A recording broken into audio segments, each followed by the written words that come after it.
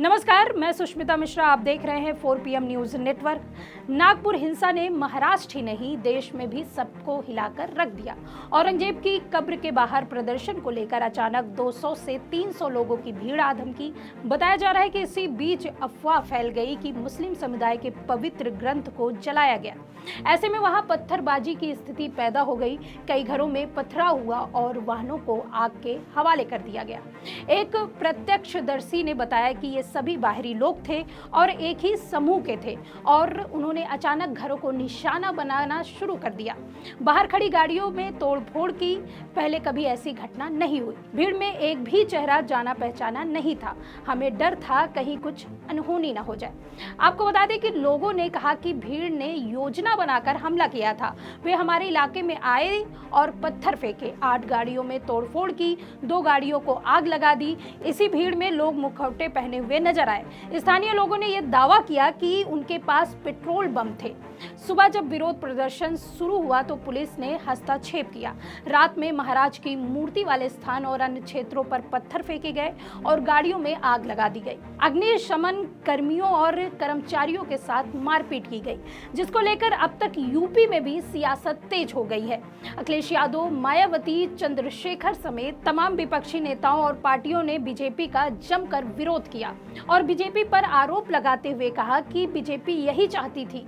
बता दें कि उत्तर प्रदेश में समाजवादी पार्टी और भारतीय जनता पार्टी के बीच बहस शुरू हो गई। एक और जहां बीजेपी ने इस घटना की निंदा की तो वहीं सपा ने महाराष्ट्र में सत्ताधारी दल पर ही आरोप मढ़ दिए। नागपुर हिंसा पर भाजपा सांसद दिनेश शर्मा ने कहा कि इस घटना को मैं अच्छा नहीं मानता, क्योंकि देश में औरंगजेबी सोच वैसे भी समाप्त रही है, लेकिन विपक्ष औरंगजेबी सोच को बार बार जीवित करती है। मैं समझता हूं कि कांग्रेस का औरंगजेब के जिन से बचना चाहिए और औरंगजेबी सोच की जगह पर अब्दुल कलाम जी की सोच लाए या कोई और सोच लाएं तो ज्यादा बेहतर होगा।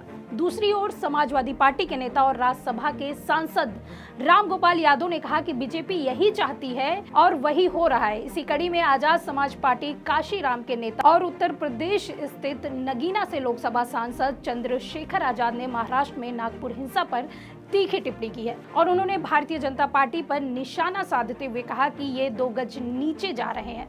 बता दें कि सोशल मीडिया साइट एक्स पर नगीना सांसद ने लिखा कि जब दुनिया अंतरिक्ष की गहराइयों में जा रही है तब सत्ताधारी भाजपा जमीन के 2 गज नीचे जा रही है। महाराष्ट्र के छत्रपति संभाजी में स्थित कब्र को लेकर चल रहा विवाद केवल एक कब्र का मुद्दा नहीं है, बल्कि सुनियोजित धार्मिक उन्माद पैदा कर ध्रुवीकरण का प्रयास है। वहीं सांसद ने कहा कि सांप्रदायिक उन्माद भड़काने वाली घटनाएं लगातार हो रही हैं, तो सरकार का खुफिया तंत्र क्या कर रहा है? अगर सत्ता के शीर्ष पर बैठे लोगों को पहले से ही सब पता होता है, फिर भी वे इन्हें रोकने में नाकाम क्यों रहते हैं? तो यही उनकी मिलीभगत दर्शाता है। और अगर उन्हें इसका अंदाजा तक नहीं है तो यह खुफिया तंत्र और कानून व्यवस्था की पूरी विफलता है।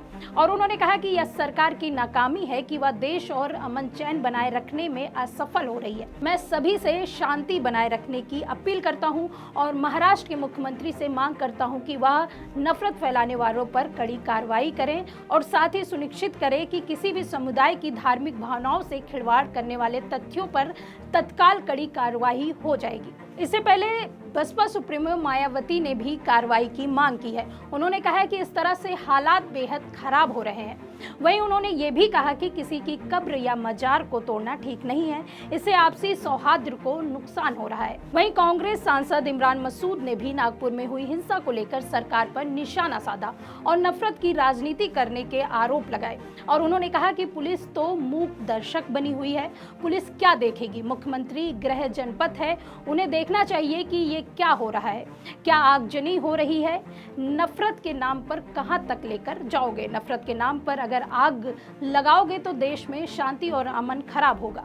इससे तरक्की का रास्ता नहीं खुल सकता। वहीं उन्होंने कहा कि आप मोहब्बत से काम करना क्यों नहीं चाहते? अब सरकार बनाई है तो सरकार में लोगों के हित का काम कीजिए, लोगों का काम करें। क्यों मुंबई औद्योगिक गलियारा हुआ करता था वो अब मंदी की चपेट में आ गया? क्यों लोगों को नौकरी नहीं मिल रही है। अब आप 400 साल पुराने गड़े मुर्दे उखाड़ने चल दिए हैं। कुछ लोगों का काम देश में नफरत फैलाना है और वो नफरत फैला रहे हैं। उन्हें सरकार का संरक्षण प्राप्त है और ये देश के लिए बहुत घातक है। वहीं अब देखना होगा कि विपक्ष के तेवर को देखते हुए बीजेपी क्या कदम उठाती है, या फिर देश में लगातार कभी मंदिर के नाम पर तो कभी मस्जिद के नाम पर हिंसा करवाती रहेगी। यह तो आने वाला वक्त तय करेगा। इस खबर में फिलहाल इतना ही। ऐसी ही तमाम राजनीतिक खबरों के लिए बने रहिए 4 PM न्यूज नेटवर्क में। मैं सुष्मिता, नमस्कार।